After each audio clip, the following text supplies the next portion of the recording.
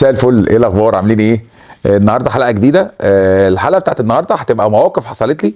تمام. انا كتبت بوست من كام يوم بقول ان البني ادم ما ينفعش يتكلم غير للضروره القصوى. خلاص، فعجب الناس والناس كتير قوي شيرته، فاكتشفت ان احنا كلنا بنتكلم في نفس الموضوع. احنا عندنا مشكله جامده جدا ان احنا ما بنعرفش نقول ما اعرفش. في كلمتين لو انت قلتهم في حياتك عامه هتبقى مرتاح. خلاص، كلمه لا لما انت مش عايز تعمل حاجه ما تعملهاش وتقول لا، وكلمه ما اعرفش. خلاص، مفيش حد ما بيقول ما بعرفش. ما احنا في مصر ما بنعرفش نقول ما اعرفش. اي حاجه هتسالها هتلاقي اجابه. تمام. طيب انت النهارده الموضوع ابتدى ازاي؟ ابتدى ان انا كنت من اسبوع خارج مع ناس صحابي قاعدين بنتكلم واحنا بنتكلم بيتكلموا على السفر والجواز السفر والطيران والحاجات دي. انا مش خبير في القصه ديت قوي. تمام. بس انا بحب اتكلم، يعني انا بحب اتكلم وبحب افتي زي اي مواطن مصري. بس هم يوميها او ما يعرفش، ما كانش ليا مزاج قوي او حاسس ان انا مش مؤهل قوي وما حبيتش احرج نفسي والقعده محترمه. فبيكلموني بيقولوا لي طب وانت ايه رايك في الموضوع ده؟ فقلت لهم لا والله ما اعرفش. لقيت الوشوش كلها راحت باصه لبعض كده. ليه يا علي ما تعرفش؟ قلت لهم يا جماعه والله انا ما اعرفش. ايوه يعني انت مش عايز تتكلم معانا؟ خدوا الموضوع بمحمل الزعل، ان انت النهارده لما ما تقولش رايك في حاجه يبقى انت كده زعلان. قلت له لا والله خالص. ايوه يعني انت مستكبر تتكلم معانا في الموضوع ده، يعني القصه عايزنا نغير الموضوع. قلت لهم والله يا جماعه عادي، انا مستمتع بالكلام بتاعكم بس انا فعلا ما اعرفش. احنا اتعودنا ان احنا نتكلم في اي حاجه من غير ما نبقى مؤهلين بالقصه ديت. تمام. يعني انا من فتره كده هحكي لكم كام موقف كده حصل لي. تمام. كنت رايح شارع اسمه عبد الحميد الديب. تمام. في اللوران ولا في ثروت، وانا رايح بسال الراجل، فتحت الازاز بقول له السلام عليكم، قال لي عليكم السلام. راجل لطيف كده قاعد. فقلت له صراحه انا رايح شارع عبد الحميد الديب. خلاص، سؤال واضح وصريح، عايز اروح شارع عبد الحميد الديب. قال لي فين في شارع عبد الحميد الديب؟ انت مال امك يعني؟ قلت له لا انا رايح شارع عبد الحميد الديب بس قول لي وصلني وفين. قال لي ايوه فين في شارع عبد الحميد الديب؟ قلت له انا لما هقول لك فين هتبقى عارف الشارع، انت عارف الشارع ولا لا؟ قلت له يا عم انا عايز اروح الشارع نفسه، انا موصوف لي الشارع نفسه، عايز اتمشى فيه، انت مالك؟ فاكتشفت ان انت مش هينفع ان هو يقول ما اعرفش. فلما جبت يمين وشمال شويه قلت له طب احنا فين؟ هو اصلا مش عارف احنا فين، هو الراجل تايه اساسا. بس هو لما انا سالته قال لك ايه، يمكن تضرب في حته انا عارفها، يمكن يجيب سيره سوبر ماركت انا عارفه. فلا قول ما اعرفش عادي. ابني كان عنده بطوله سباحه. تمام. ورحت يعني اتفرج عليه قبل البطوله بيوم، فلقيت ام كده واقفه، فبقول لها هم هينزلوا الميه؟ قالت لي اه بس اهم حاجه يمسك ميه. فقلت لها يعني هيمسك ميه اكيد. انا بالنسبه لي يمسك ميه ديت يعني يقطع بيبي ما يعملش بيبي. فقلت لها بس انت متاكده؟ قالت لي اه قبل التمرين بيوم لازم يمسك ميه. فبعد ما خلصنا مسكت حمزه قلت له حمزه انت ماسك ميه؟ قال لي اه انا ماسك ميه بقالي 3 ايام. قلت له لا لا لا الولد هيجي له احتباس. ازاي 3 ايام؟ قلت له ازاي حمزه 3 ايام ماسك ميه؟ قال لي والله ماسك ميه، ده كل يوم بنمسك ميه. قلت له طب وليه؟ هتستفيدوا ايه في الاخر؟ طلع ان يمسك ميه ان هو ينزل الميه، اول ما ينزل الميه يبقى اسمها ماسك ميه. خلاص انت ممكن تقولي لي ان هو لازم يعوم، لازم يتمرن، لازم تقول نفس الجمله اللي الكابتن قايلها عشان تبين لك ان هي بروفيشنال مخضرمه يعني. المهم نفس الست ديت بعد ما خلصنا قلت لها حمزه كان ماسك ميه والحمد لله عمل كويس في البطوله. قالت لي خليه ينزل يفك ميه. فهي الست من الصرف الصحي، هي جايه معايا ان هي عايزه تتكلم في حاجه ليها علاقه بالبي. انا مش شايفها غير كده. اكتر موضوع يعني كان بسطني قبل كده ان انا كان معايا واحد صاحبي. تمام. وكنا قاعدين بنتكلم في السياسه في القهوه وبتاع، وكان في راجل لطيف كده قاعد جنبنا احنا مش عارفين هو مين. فهو الراجل ده انضم قعد معانا. تمام. وابتدى يتكلم معانا ويتداخل. فانا ما احنا محرصين مش عايزين نتكلم عشان مش عارفين الراجل دوت مين يعني. فاحنا بنتكلم معاه واحده واحده. واحنا بنبص كده بصينا لقيناه الموبايل بتاعه بيرن، وهو بيرن شفت صورته ورا الرئيس السيسي. فطبعا اول ما شفت الصوره اتخضيت، يعني اكيد ده مش فوتوشوب، اكيد هو مش مجنون. فاتكلمت معاه قلت له طب هو الباشا بيشتغل ايه وبتاع؟ قال لي انا يعني حرس جمهوري وبتاع. قلت له اتشرفنا بيك. طبعا قلبنا الموضوع كله يعني هادي جدا، وبقينا بنتكلم في حاجات لطيفه يعني مراعاه للراجل، مش هينفع نتكلم في اي حاجه احنا بنتكلم فيها طبيعيه يعني. المهم جه واحد صاحبنا جل الله وجهه يعني. تمام. وجا قعد معانا. فاحنا اول ما هو جه احنا من الاول خالص وهو داخل من بعيد قلنا له الباشا فلان الفلاني كذا كذا. الراجل زي دوت ما فيش مواضيع كتير قوي هتعرف تتكلم معاه فيها. صاحبي دوت قال للراجل الحرس ده، قال له يعني انت تعرف الرئيس؟ قال له لا يعني انا الحرس بتاعه يعني مش لازم ابقى اعرفه. قال له يعني ليه كلام معاه؟ فاحنا برضو ابتدينا يعني ايه نغير الموضوع، قلنا له برضو يعني الراجل شغال معاه وبتاع. انت لو انت فعلا يعني الحرس بتاع الرئيس انا عايزك تطلب منه طلب. فقلنا يمكن ليه مظلمه ولا حاجه سيبناه. بس احنا طبعا كلنا حاطين ايدينا على قلبنا مش عارفين الراجل ده هيقول ايه، لان صاحبنا ده طيب جدا جدا. بس فقال له بص انا سنه 2015 كنت في شرم الشيخ في مؤتمر. تمام. وانا في المؤتمر دوت اتصورت صوره انا والرئيس والاستاذ سامح ساويرس او الباشمهندس سامح ساويرس. انا عايز الصوره دي. في اللحظه ديت مسكنا الشخره من الضابط جدا، وحاولنا على قد ما نقدر نفهمه ان الموضوع يعني الراجل ده بيهزر، وابتديت انا اقلبها هزار. قلت له انت روح اسال الرئيس هتلاقيه حاططها ايه تحت شريط حمائي جنب في الدبابه وبتاع، او افتح المحفظه بتاعته هتلاقي الصوره. وابتدينا نهزر. ما ينفعش ان احنا نقول ما نعرفش. يعني واحد بيتكلم على رئيس الجمهوريه، انت ايه اللي دخلك في القصه؟ لما احنا كنا مره قاعدين مع لعيب باسكت معروف جدا في اسكندريه، وكان واخد احسن لاعب في مصر، ونفس الشخص ده جه قعد معانا، فاحنا قاعدين بنتكلم في الباسكت، هو ما بيفهمش حاجه في الباسكت، فاحنا قاعدين بنتكلم وبنقول ان الباسكت والبطولات وبتاع. كان الراجل ده بياكل، بعد ما خلص اكل راح جاي باصص لنا كده قال لنا انتوا بتتكلموا عن ايه؟ قلنا له بنتكلم يعني عن الرياضه وبتاع. الراجل جاي قاعد معانا لابس كروكس ورجله قد كده مقاس 49 ولابس كات ولابس طقم الباسكت، يعني هو لابس طقم الباسكت. قال له انت بتلعب ايه؟ هو لازم يتكلم ما ينفعش يقول ما اعرفش. فقال له انا بلعب باسكت. قال له بتعرف تعمل دريبل؟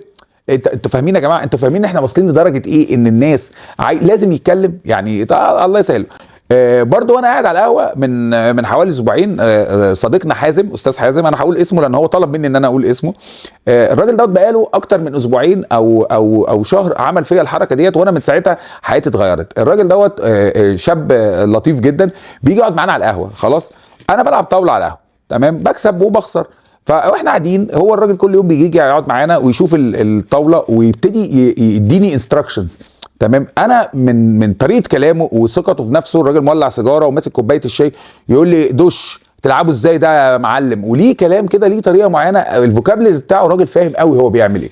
الراجل ده فضل منيبنا حوالي شهر، تمام. كل يوم يجي القهوه يعدل علينا وينظر على ميتين ابونا، وما بيقولش ما اعرفش. هو قاعد انا العب يقول لي ايه تمام مش عارف ايه، اقول له تمام، جيت خسرت قال لي عشان انت متسرع. بيديني انستراكشنز. هو اصغر مني في السن، بس انت لازم تتعلم من البني ادم اللي فاهم. المهم المشكله ان اخوه علي كان قاعد معانا واحنا قاعدين بنلعب، تمام. فمره واحده من حوالي 3 اسابيع او شهر، اول ما منعته يجي القهوه يعني، قال له بقول لك ايه يا حزوم؟ قال له ايه؟ قال له انت بتعرف تلعب طاوله؟ قال له لا. انت متخيل ان الراجل دوت بقاله اكتر من شهر بينظر عليا وهو ما بيعرفش يلعب طاوله؟ مثلا لو انت مسكت لعبه زي البادل مثلا، اللعبه بتاعت البادل ديت اجدع واحد فينا بيلعب بادل بقاله كام سنه، 4 سنين 5 سنين، تمام. انت النهارده البادل ديت كانت معموله عشان انت تلعب وتتبسط، الناس كلها بتحاول تتفسح، تغير جو، تعمل اي حاجه لطيفه، فقالت لك تعالى نلعب بادل. البادل لعبه لطيفه في ازاز، بننزل نخش نغير جو ومفيش اي حاجه. اكتشفت ان انت النهارده يعني لو في 1000 واحد بيلعب بادل، هتلاقي في 500 مدربين و500 لعيبه، واللعيبه مش سالكين. يعني هو اللعيبه بينظروا على بعض، ال 500 دول فاشخين بعض، فاهمني؟ انت النهارده لو جيت مسكت مضرب ونزلت تلعب مع اي واحد، اللي جنبك دوت مش هيسيبك، هيفضل يتكلم معاك.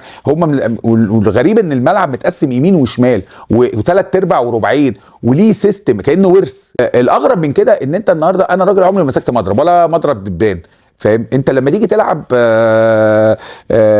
بادل ما ينفعش تقول ان انت ما مسكتش مضرب، فاهمني ازاي؟ يعني انا كنت بلعب بادل مع ناس صحابي من فتره في الساحل، فراح واحد قاعد عامل كده، هو مش ينفعش يقول ما اعرفش، قاعد بيتفرج عليا وانا بلعب، وبعد كده راح جاي باصص لي قال لي انت بينج بونج. قلت له اه، عرفت منين؟ قال لي باين مسكه المضرب بينج بونج. ولا والمصحف ولا بينج بونج ولا راكت حتى، عمري ما مسكتش مضرب، وخلاص على الله نزلت لعبت وخلاص. تعالى اتكلم النهارده مثلا في الكوره، خلاص، او انت تعالى اتكلم مثلا على صلاح. كميه معلومات عن صلاح هو نفسه ما يعرفهاش.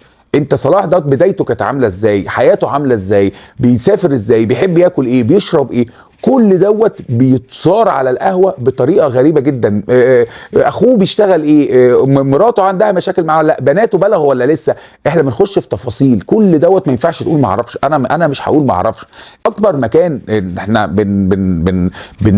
يعني بناخد راحتنا فيه قوي وبنتكلم هو الفيسبوك، تمام. انا واحد بالنسبه لي الفيسبوك دوت عباره عن مكان للتشافي. يعني عارفين انتوا لما مثلا المكان اللي هو بتاع الرهاب، اللي هم الناس المدمنين بعد ما تخلص ادمان لما يقعدوا مع بعض، انا علي انا مدمن، انا متعافي بقالي 3 سنين، مش عايز انتكس تاني، هو كده. انا بالنسبه لي الفيسبوك دوت كده، تمام. بخش اكتب كلمتين اتفك بيهم مع الناس واتكل على الله واروح، ولا ببقى فاكر البوست. تلاقي واحد بقى بعد شهر مرقد لك، على فكره انت من شهر كتبت كذا كذا كذا وانا ما وافقتش، وعملت لك لايك وعملت لك كومنت وانت ما ردتش على الكومنت. يا جماعه المواضيع اسهل من كده، انا عادي جدا ان انا اكتب بوست وانت تشوفه وتقول ما اعرفش، خلاص انا مش فاهم اللي انت بتقوله دوت، انا مش عايز اسمعه. مش هينفع ان احنا كل حاجه يبقى لك فيها راي. يعني انا عمري، يعني الناس اللي عارفاني عمري ما بخش كومنت عند حد اصلح له رايه.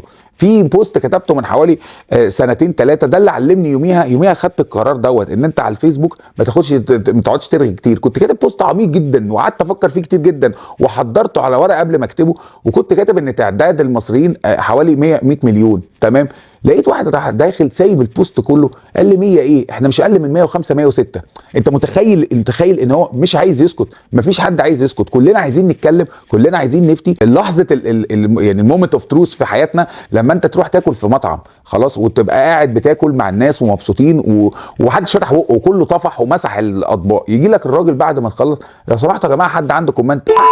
كميه كومنتات رهيبه. يا عم ما انتوا طفحتوا كلكم، محدش حس والله العظيم ثلاثه، ما حد فيكم اصلا قال بسم الله الرحمن الرحيم، بس هو الراجل مدلت جه قال كومنتات. كلنا هنقول كومنتات. اكبر مفسده في حته ما اعرفش ديت الماميز، اكتر حته يعني اكتر حته متعبه جدا. يعني تعالى انت مثلا معاك يبقى ابنك وماشي في مكان ولا بتتمشى مثلا مع طفل صغير، تمام، واول ما مامي تشوفه اول حاجه ايه ده شبهك؟ لا ده شبه مامته. ده يا جماعه يعني ميتين تحليل الدي ان ايه اللي انت بتعمليه ده ايه لازمته؟ ما هو الولد يا شبه امه يا اما ميكس من الاثنين، ايه المشكله يعني؟ لا ده شبه مامته، استنى لا لا لا لا، بص الفيتشرز بتاعت وشه من بعيد هي شبه باباه، بس الودن شبه مامته. يا جماعه كتير معلومات كتير جدا، ما حدش سالك رايك. انا مش ماشي، هو انا ماشي بالولا شاكك في النسب بس، وروح قول لحد انا خلفت طفل رضيع، تمام، اول حاجه يسالها لك سميته ايه؟ هتقول له اسم، معنى الاسم ايه؟ ماشي، معلومات، تقول له الاسم. انا عندي ابن خالة عمي كان مخلف ولد نفس الاسم دوت. يعني مثلا انت تعالى اتكلم مع واحد قول له انا عندي بنت، تمام، اسمها ايه؟ جويريه. يعني ايه جويريه؟ هم يعني جويريه اسم غريب جدا اصلا، ما حدش بيسمي جويريه، بس خلاص. لا اسم تحفه بجد، جميل جدا جويريه. بنت اختي كان عندها واحد صاحبها ابن خالة اللي جاب ميتين امه مخلف واحده بنت اسمها جويريه. طب انا مش عايز اعرف. تعالى انت مثلا اقعد ريح نص ساعه في البيت، تمام، نام هتلاقي مراتك فاتحه عليك الباب. ايه ده انت هنا؟ ما هو انت فتحتي لقيتيني قاعد، خلاص إيه؟ لازم نتكلم. من كتر ما احنا ما بنعرفش نسكت، تمام. كنت داخل حمام في النادي من كام يوم، فتحت الباب بتاع الحمام، دخلت اغسل ايدي، الراجل قاعد جوه بيعمل تواليت، يعني قاعد جوه، لقيته بيعمل مش قادر يشوف ان احنا دخلنا من غير ما يتكلم. ايه اللي يا ابني مش هفتح عليك، انا مش داخل اغتصبك، يعني انت ايه جو النيجرز اللي انت عايش فيه دوت يا عم؟ انا داخل اغسل ايدي، فبقى بيعمل لي رحت قلت له مين جوه؟ قال لي ايه القرف دوت؟ ما تقعد يا عم في الحمام، احنا شامين ريحتك، ما احنا عارفين ان انت قاعد جوه. فيا جماعه بصوا، نكتر من ما اعرفش، تمام، ما نحاولش نفتي، ما نحاولش نجود، ما نحاولش ان احنا على قد ما نقدر ما نحاولش نتكلم في حاجات احنا مش فاهمينها. خلاص انت النهارده لما تيجي تصحى الصبح كل يوم وتنزل تلاقي الراجل اللي شغال تحت الحارس بتاع العماره، ولا صباحك زي الفل يا باشا، اخبارك ايه؟ حمزه لسه نازل. يا عم طب ايه المعلومه في كده؟ يعني انا مثلا انا سالتك، لا ما سالتكش، بس هو لازم يقول لك معلومه، حمزه لسه نازل. الراجل بتاع الجراج، انا بقالي 12 سنه في حته بعدي منها في الجراج، كل يوم الصبح يشوفني، تعالى عدي، تعالى. فانا حتى العربيه تتخبط اروح دايس فرامل، واروح جايب ريفرس وبقى ارجع اروح دايس فرامل، بس تعالى. طب ايه الفن في كده؟ انت ما تقف يا عم ساكت. انا بعرف اسوق يا عم، انا معايا رخصه، انا من غيرك مش هتوه والله. اخر مره اتكلمت معاه في الموضوع ده قلت له انا مره همشي وراك، مره هعمل اللي انت بتعمله وهخبط، قال لي فلوس عليا، فاهم؟ هو انا مش هقول ما اعرفش، اما ده انا قاعد شغال، انا هعمل اللي انت بتقول عليه. اخر حاجه يعني نختم بيها الموضوع يا جماعه، ان احنا النهارده كلمه ما اعرفش يعني هتريحك، تمام. المره الجايه، الحلقه الجايه هنتكلم على لا، ان انت لازم تقول لا، لازم لما حد يتكلم معاك تقول له لا، انا مش موافق على اللي انت بتقوله، انا مش عايز اعمل اللي انت بتقوله.